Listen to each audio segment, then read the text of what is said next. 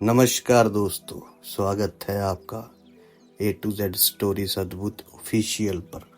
साधु संत फकीर गुरु रहबरों की सदा ही जय जयकार।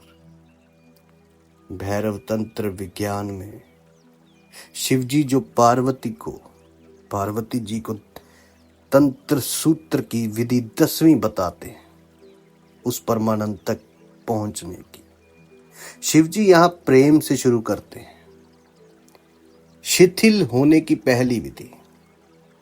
शिवजी कहते हैं, प्रिय देवी, प्रेम किए जाने के क्षण में प्रेम में ऐसे प्रवेश करो जैसे कि वे नित्य जीवन हो। शिवजी यहाँ प्रेम से शुरू करते हैं।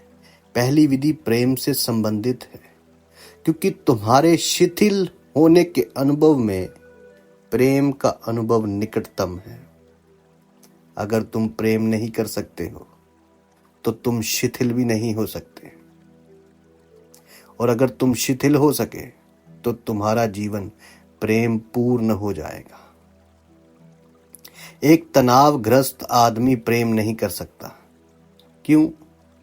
क्योंकि तनावग्रस्त आदमी सदा उद्देश्य से, प्रयोजन से जीता है। वे धन कमा सकता है लेकिन प्रेम नहीं कर सकता, क्योंकि प्रेम प्रयोजन रहित है। प्रेम कोई वस्तु नहीं है। तुम उसे संग्रहित नहीं कर सकते। तुम उसे बैंक खाते में नहीं डाल सकते। तुम उससे अपने अहंकार की पुष्टि नहीं कर सकते। सच तो यह है कि प्रेम सबसे अर्थहीन काम है। अर्थहीन। उससे आगे उसका कोई अर्थ नहीं है। उससे आगे उसका कोई प्रयोजन नहीं। प्रेम अपने आप में जीता है, किसी अन्य चीज के लिए नहीं। तुम धन कमाते हो किसी प्रयोजन से, वे एक साधन नहीं है। तुम मकान बनाते हो किसी के रहने के लिए, वे भी एक साधन है। प्रेम साधन नहीं है। तुम क्यों प्रेम करते हो? किस लिए प्रेम करते हो? प्रेम अपना लक्ष्य आप है। यही कारण है कि हिसाब किताब रखने वाला मन, तार्किक मन, प्रयोजन की भाषा में सोचने वाला मन प्रेम नहीं कर सकता। और जो मन प्रयोजन की भाषा में सोचता है वे तनावग्रस्त होता है, क्योंकि प्रयोजन भविष्य में ही पूरा किया जा सकता है, यहाँ और अभी नहीं। तुम एक मकान बना रहे हो, तुम उसमें अभी ही नहीं रह सकते, पहले बनाना होगा। तुम भविष्य में उसमें रह सकते हो, अभी नहीं। तुम धन कमाते हो, बैंक बैलेंस भविष्य में बनेगा, अभी नहीं। अभी साधन का उपयोग कर सकते हो, साध्य भविष्य में आएंगे। प्रेम सदा यहाँ है और अभी है। प्रेम का कोई भविष्य नहीं। यही वजह है कि प्रेम ध्यान के इतने करीब है। यही वजह है कि मृत्यु भी ध्यान के इतने करीब है, क्योंकि मृत्यु भी यहाँ और अभी है, वे भविष्य में नहीं घटती। क्या तुम भविष्य में मर सकते हो? वर्तमान में ही मर सकते हो। कोई कभी भविष्य में नहीं मरा। भविष्य में कैसे मर सकते हो, या अतीत में कैसे मर सकते हो? इसको समझिए। अतीत जा चुका है, अब नहीं। इसलिए अतीत में कोई भी नहीं मर सकता, और भविष्य अभी आया नहीं है, इसलिए उसमें कैसे मरोगे? मृत्यु सदा वर्तमान में होती है। मृत्यु, प्रेम और ध्यान सब वर्तमान में घटित होता है। इसलिए अगर तुम मृत्यु से डरते हो तो तुम प्रेम नहीं कर सकते। अगर तुम मृत्यु से भयभीत हो तो तुम ध्यान नहीं कर सकते। और अगर तुम ध्यान से डरे हो तो तुम्हारा जीवन व्यर्थ होगा। किसी प्रयोजन के अर्थ में जीवन व्यर्थ नहीं होगा। वे व्यर्थ इस अर्थ में होगा कि तुम्हें उसमें किसी आनंद की अनुभूति नहीं होगी। जीवन ही अर्थहीन होगा। इन तीनों को, प्रेम, ध्यान और मृत्यु को एक साथ रखना अजीब मालूम पड़ेगा।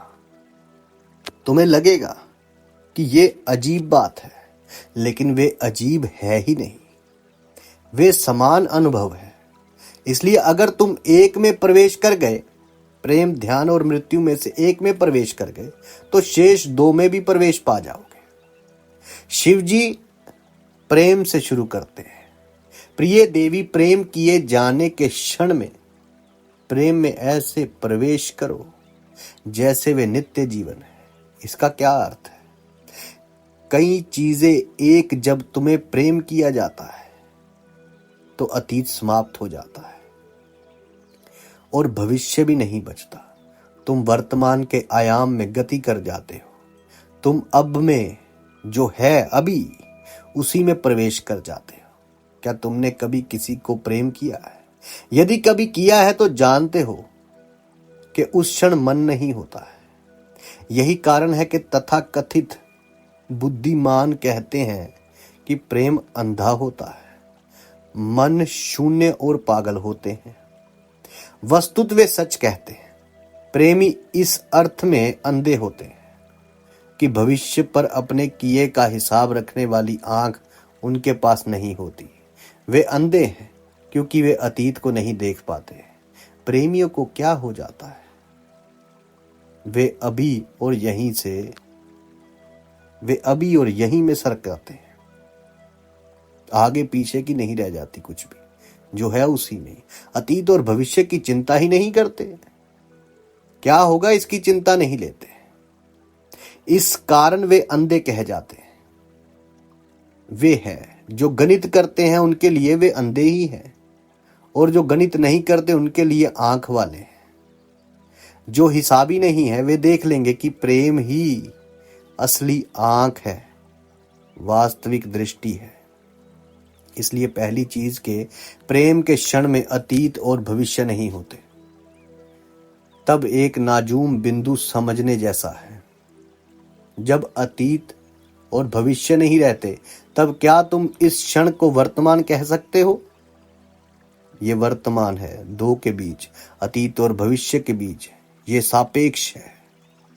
अगर अतीत और भविष्य नहीं रहे तो इसे वर्तमान कहते में क्या तुक है? वे अर्थहीन है। इसलिए शिव जी वर्तमान शब्द का व्यवहार नहीं करते। वे कहते हैं नित्य जीवन। उनका मतलब शाश्वत से है। शाश्वत में प्रवेश करो। हम समय को 3 हिस्सों में बांटते हैं, भूत, भविष्य और वर्तमान। ये विभाजन गलत है, सर्वथा गलत है। केवल भूत और भविष्य समय है, वर्तमान समय का हिस्सा नहीं है। वर्तमान शाश्वत का हिस्सा है। जो बीत गया वे समय है, जो आने वाला है वे समय है, लेकिन जो है वे समय नहीं है, क्योंकि वे कभी बीतता नहीं। वे सदा है। अब सदा है, वे सदा है। ये अब शाश्वत है। अगर तुम अतीत से चलो तो तुम कभी वर्तमान में नहीं आते। अतीत से तुम सदा भविष्य में यात्रा करते हो। उसमें कोई क्षण नहीं आता जो वर्तमान हो। तुम अतीत से सदा भविष्य में गति करते रहते हो। आकर वर्तमान में तुम और वर्तमान में गहरे उतरते हो। अधिक वर्तमान में यही नित्य जीवन है। इसे हम इस तरह भी कह सकते हैं कि अतीत से भविष्य तक समय है। इस बात को समझे।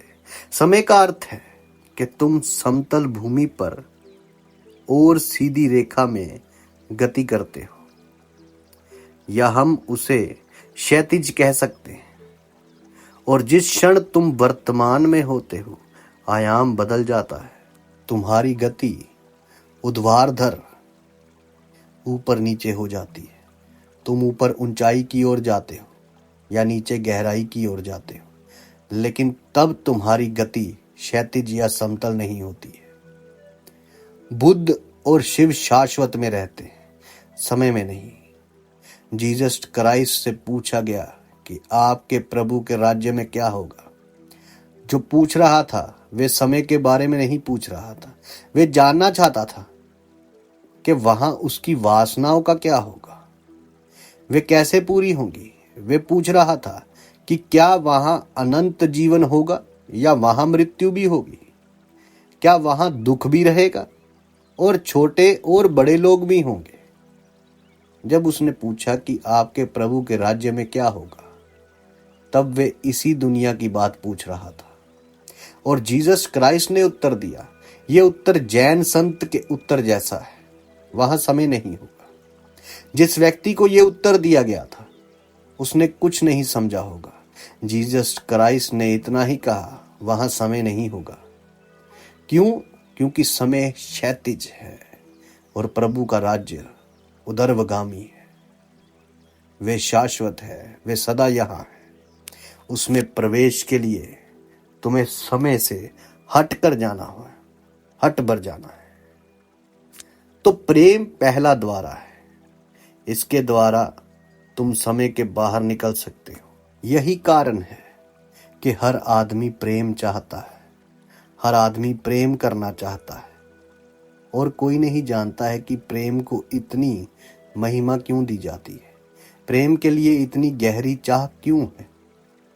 और जब तक तुम ये ठीक से ना समझ लो, तुमने प्रेम कर सकते हो और ना पा सकते हो। क्योंकि इस धरती पर प्रेम गहन से गहन घटना है। हम सोचते हैं कि हर आदमी जैसा है वे है, प्रेम करने को सक्षम है, वे बात नहीं है। और इसी कारण से तुम प्रेम में निराशा होते हो। प्रेम एक और ही आयाम है। यदि तुमने किसी को समय के भीतर प्रेम करने की कोशिश की तो तुम्हारी कोशिश हारेगी ही हारेगी। इसको समझे, समय के रहते प्रेम संभव नहीं है। यहां एक कथा याद आती है।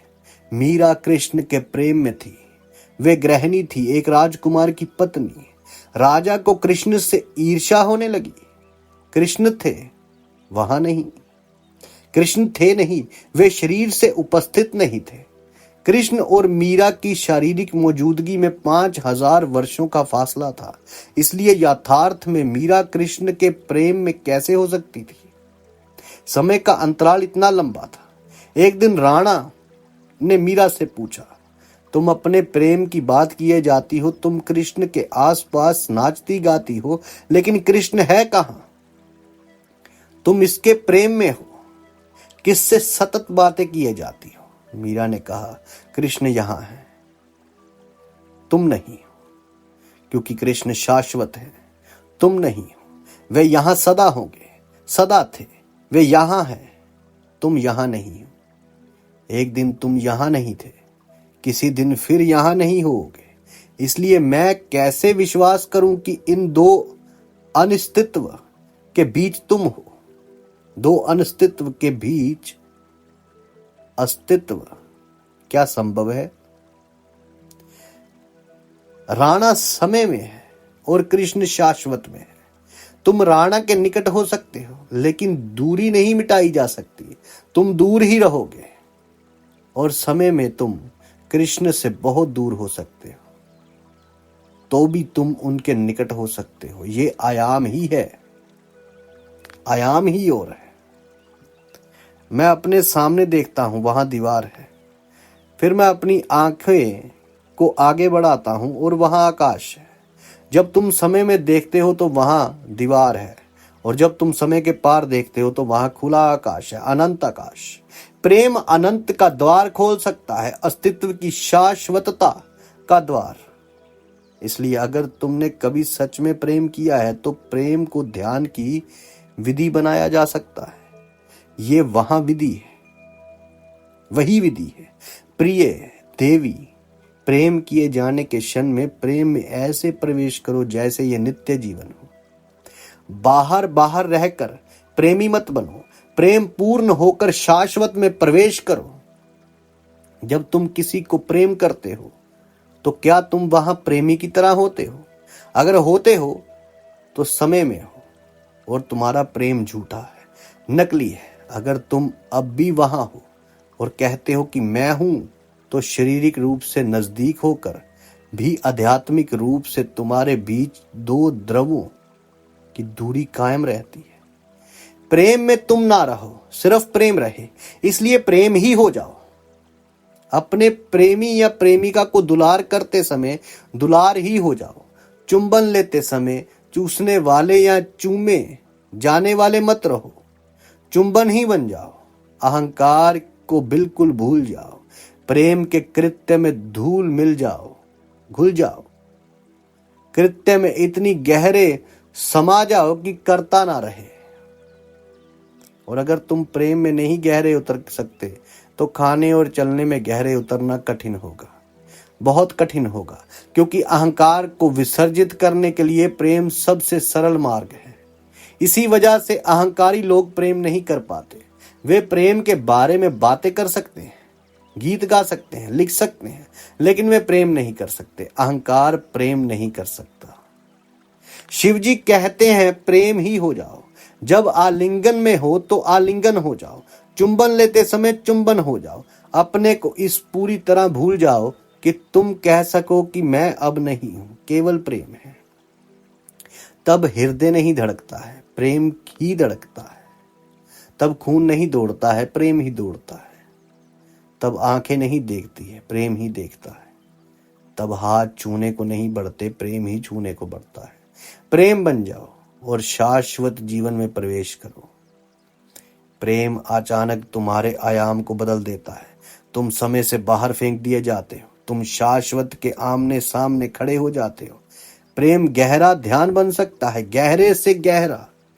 और कभी कभी प्रेमियों ने वे जाना है जो संतों ने कभी नहीं जाना। कभी कभी प्रेमियों ने उस केंद्र को छुआ है जो अनेक योगियों को नहीं मिला। शिव जी को अपनी प्रिय देवी के साथ देखो, उन्हें ध्यान से देखो। वे दो नहीं मालूम होते, वे एक ही हैं।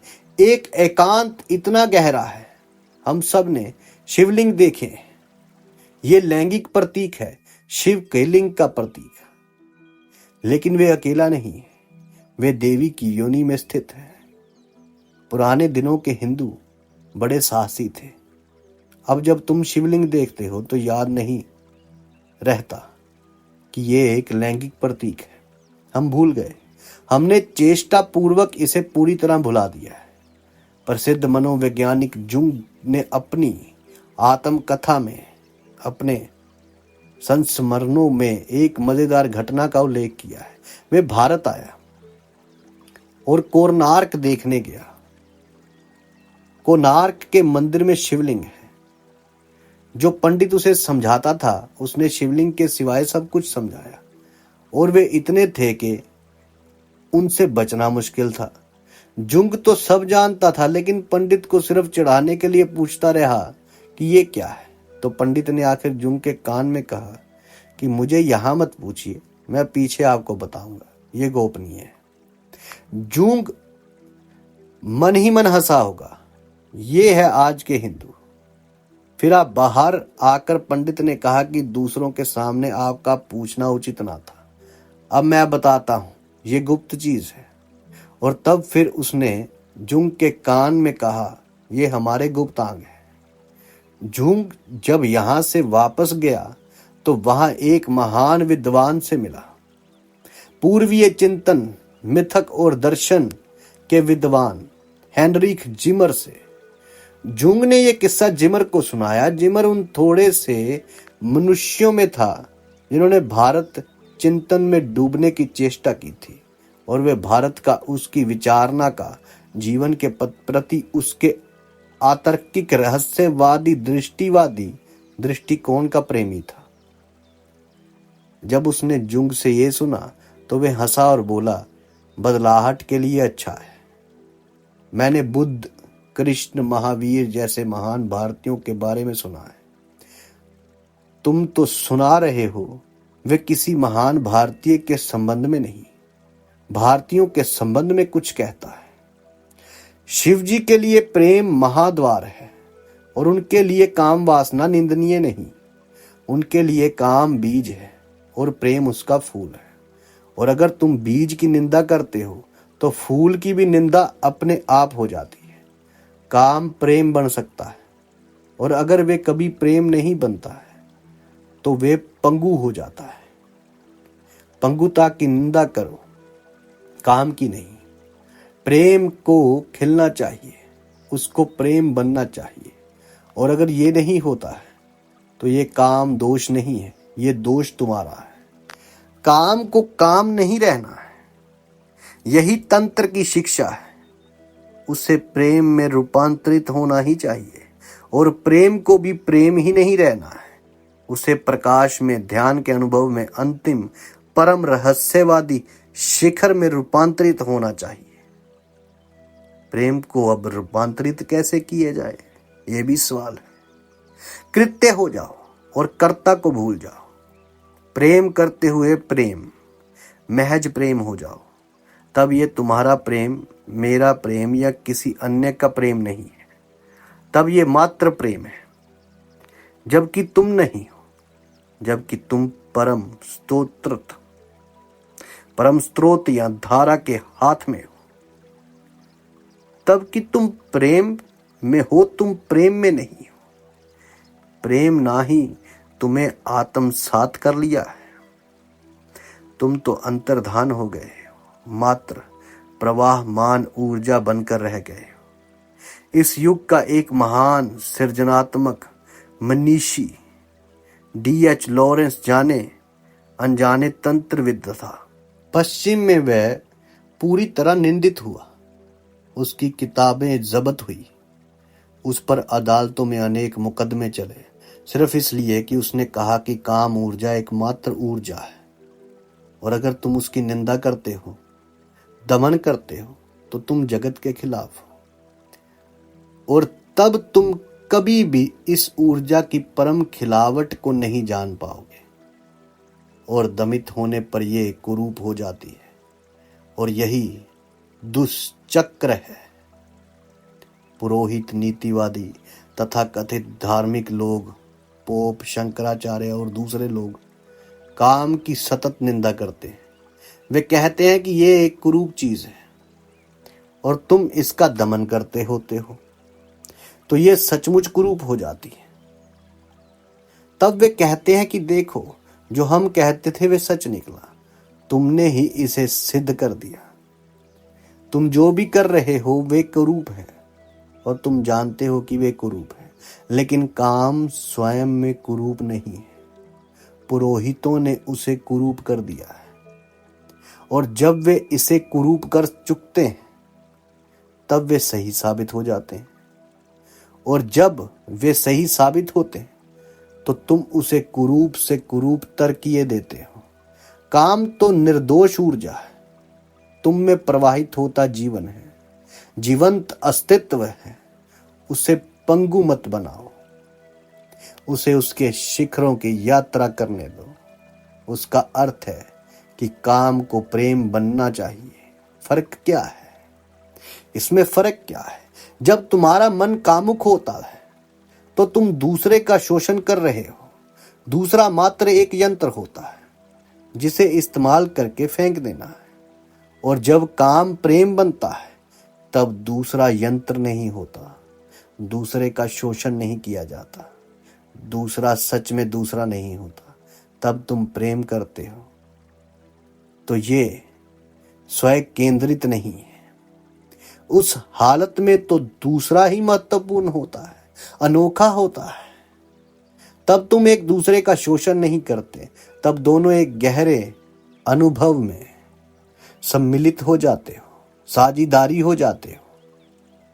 तुम शोषक और शोषित ना होकर एक दूसरे को प्रेम की ओर ही दुनिया में यात्रा करने में सहायता करते हो। काम शोषण है, प्रेम एक भिन्न जगत में यात्रा है।